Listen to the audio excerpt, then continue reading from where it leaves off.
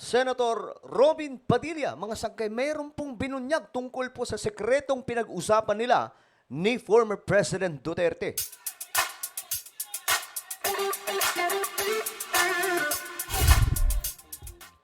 Hello, what's up guys? This is me, Sangkay Janjan, and I'm back for another vlog today. Kamusta po kayong lahat? Ito, pag-usapan po natin mga sangkay itong isiniwalat ni Senator Robin Padilla, no? Ni Robin Hood. Isa pong pinag-usapan nila ni former President Duterte, mga sangkay, na dapat po ninyo malaman. Ngayon, ano ito? Yan po ang ating pag-uusapan. But anyway, before we start, pakisubscribe po muna yung ating YouTube channel. Road to 2 million subscribers na po tayo. So kung ikaw ay hindi pa po nakakapag-subscribe dito sa ating channel, makikita nyo po yung subscribe button. Sa baba ng video na to, i-click nyo lamang po yan, tapos i-click nyo yung bell at i-click nyo po yung all. Sa mga nanonood naman po sa Facebook, syempre, i-follow nyo po yung ating Facebook page. Okay. Shoutout ka pala sa lahat ng mga solid sangkay na nanonood ngayon. Pag-usapan po natin itong mga sangkay. Ayan. Itong si Robin Padilla, mayroon po silang seryosong pinag-usapan ni PRRD.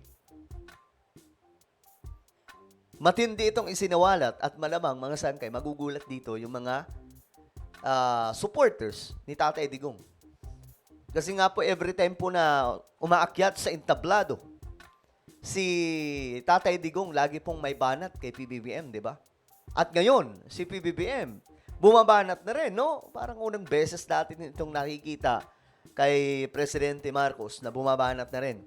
Ngayon, eto mga sangkay, ang isiniwalat ni Robin Padilla. Ito, basahin mo muna natin yung caption. Sa huling pag-uusap ni Senador Robin Hood Padilla at dating Pangulong Rodrigo Duterte, isang pahayag ang inilabas na hindi korap si Bongbong. Taliwas ito sa sinasabi, mga sangkay, ng ibang mga supporters, no? Ang mensaheng ito ay patunay ng pagtanggap at tiwala ng mga dating leader sa kasalukuyang administrasyon ni Pangulong Ferdinand Marcos Jr. Sa kabila ng mga hamon, ipinakita ni Senator Padilla ang suporta at pagrespeto kay PBBM na nagsilbing gabay sa landas ng bansa. Sa ganitong mga pahayag, unti-unting nahuhubog ang isang malakas na pagkakaisa sa pagitan ng mga lider ng bansa patungo sa mas matagumpay na hinaharap. Alam nyo mga sangkay, may mga iba nga po. Ito, may video pa pala ito mga sangkay. May iba pa nga po na... Wait lang, ayusin lang natin to. Ayan. Alam nyo mga sangkay, may iba nga po na nagsasabi na ito daw pong nangyayari sa mga Marcos at mga Duterte ay isa lamang pong pambihirang drama. At sa dulo, sila pa rin po ang magkakampi. Nainiwala ba kayo dyan, mga sangkay? Para daw po matabunan ang mga totoong kalaban ng mga dilawan. Ewan ko lang, mga sangkay, kung sasakyan nyo yan, pero yan po ang kumakalat na mga impormasyon na lahat ng ito na mga awayan daw ay palabas lamang. But well, let's see, mga sangkay. Sabi po ni Senator Robin, ito yung statement niya, mga sangkay, ha? Sa huli naming pagsasama ni Mayor, napakaganda nung sinabi niya kay Pangulong Bongbong Marcos. Hindi ko makaklasify na opposition kami doon sa huling pahayag ni dating Pangulong Rodrigo Roa Duterte nung nagkaroon kami nung huling General Convention. Kasi ang ganda ng sinabi niya. Ito private po ito. Private na pag-uusap nila Senator Robin Padilla. Sabi po ni Senator Robin Padilla, isiniwalat niya po dito, aba, una, hindi korap si Bongbong. Siyempre, magagalit po dito yung mga dilawang DDS. Magagalit sila. Kasi isipin nila fake news ito. Hindi pwede magsalita si Robin Padilla ng fake news. Dahil nga po, unang-una, siya po ay tumatayo na presidente ng PDP Laban. Personal na kaibigan ni PRRD. Kapag nagsalita po siya ng kasinungalingan, ewan ko na lang kung hindi murahin si Senator Robin Padilla ni PRRD. Eto na mga sangkay ang nagalit. Nakagalit kaagad dito yung mga dilawang DDS. No vote, zero vote, Robin Padilla, balimbing, can't be trusted. Di ba? Nagalit po sila. Oh, really? After all the trash talks and fake news to PBBM, well, you can't fool us. Sabi naman ng isa mga sangkay, anong kasinungalingan na naman ang pinagsasasabi ninyo? Unang araw pa lang, nagrally na si Digong. Hanggang ngayon, wala lang naniniwala sa kanya. Actually, kampanya pa lang, sinabi na niyang weak leader si Pangulo. Kaya si Isko, ang binoto ng mga DDS, binoto na ka namin sa pangakong federalismo. Pero ngayon, kinukontra ninyo. Sana maisip mo na iyon lang ang dahilan kaya nandyan ka sa posisyon. Isa sa teorya dito, mga sangkay, na pwede daw po ang statement na ito ay panghatak sa mga loyalista para iboto daw po ang mga miyembro ng PDP laban na mga kandidato. Isa po yan sa mga, kumbaga, pwede nating sabihin. Pero we are not saying na ito talaga yung totoo, mga sangkay. Teorya lang na pwedeng itong statement is to, ano tawag dito? Mahatak yung mga loyalista. Kasi ang loyalista ngayon, mga sangkay, tahimik lang. Pero sobrang dami po niyan. Buong Pilipinas po yan. At kapag nagdesisyon yan, mga sangkay, naku, alam mo ba, yan ang nagpanalo kay PRRD. Mga loyalista, hindi po yung mga DDS. Mga loyalista, mga sangkay na mga Marcos. Ngayon, mga sangkay, eto na. Tingnan po natin. Kasi may video pala. Iniisip ko kasi baka mamaya deepfake video lang po ito na kinakalat ng iba dyan.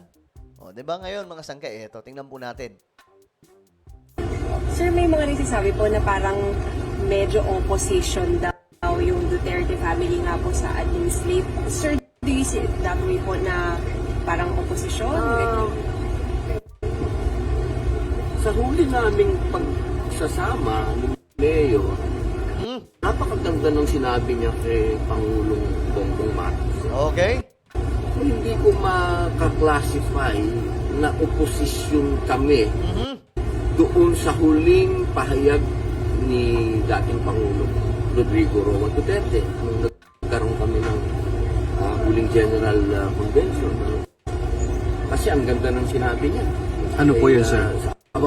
Una, sinabi niya, hindi korap si Bongbong. Yun. Una, sinabi niya hindi korap si Bongbong. May karugtong pa ba ito? Una pa lang yun eh. Palagay ko, wala nang gaganda pa doon. Sinabi niya. Okay, so ayan po yung sinabi. Una daw, hindi korap. So legit nga na sinabi ito ni Senator Robin Padilla. O, di ba mga sangkay? Well, kung kayo ang tatanungin, ano sa tingin nyo itong pahayag nito? Ito ba ay seryoso na sinabi ng dating Pangulo? Maraming teorya mga sangkay dito eh. Pwede nga sabihin natin na panghatak lamang po ito sa mga loyalista.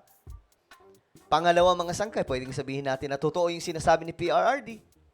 Ang pangatlo mga sangkay, ang teorya na pinaglololoko lang daw po tayo ng mga to, kunwari nag-aaway, pero ang totoo magtotropa pa rin. At sa dulo, sila pa rin po magkakampi. Para lamang po mawalan daw po ng boses yung mga totoong kalaban na mga dilawan. Ano sa tingin niyo mga sangkay? Kasi kanya-kanya po ngayong teorya. Actually, nalilito na nga ako eh. Kasi may mga nagkikwento din sa akin yan na parang hindi naman daw talaga magkakalaban itong mga to. Magkakakampi pa rin. Pero sinasadya po nilang mag-away para daw po, kunwari mga sangkay, sila yung totoong opposition para lumubog yung identity ng dilaw. At hindi na po sila magsalita pa. Na hanggang sa matapos po ang termino. No? Walang maging problema sa mga dilawan. At ngayon, mga sangkay, makikita po ninyo na ang nagbabardagulan nga, mga Marcos at Duterte. Pero kung kayo ang tatanungin, ano po ang inyong opinion, mga sangkay, tungkol po dito sa pahayag ni Senator Robin Hood Padilla? Sa tingin nyo ba, totoo itong sinabi ni Mayor o ni former President Duterte na hindi korap si PBBM? Ako, mga sangkay, ha? Kung akong tatanungin nyo, lahat naman ng mga politikong yan, may mga pangungulimbat po talaga. Huwag po tayo maglokohan po dito. Lahat po sa mga yan, mga sangkay, lalong-lalo na po yung mga top officials. Kalakaran po yan eh. Pero yung malala lang, yung nangungulimbat, tapos walang ginagawa. Diba? Ay, naku po. Kaya kung gusto po natin maayos ang ating sistema ng politika sa Pilipinas, then mag-parliamentary system po tayo. Diba? So ano po ang inyong opinion tungkol po dito? Sa tingin nyo, Seryoso ba ito? I-comment nyo po sa ibaba ang inyong mga opinion. Mayroon po tayong YouTube channel, Sangkay Revelation. Hanapin nyo po ito sa YouTube ngayon din pagkatapos ng ating vlog ngayon. Then, i-click nyo po yung subscribe, i-click ang bell, at i-click nyo po yung all. Ako na po ay magpapaalam. Mag-iingat po ang lahat. God bless everyone.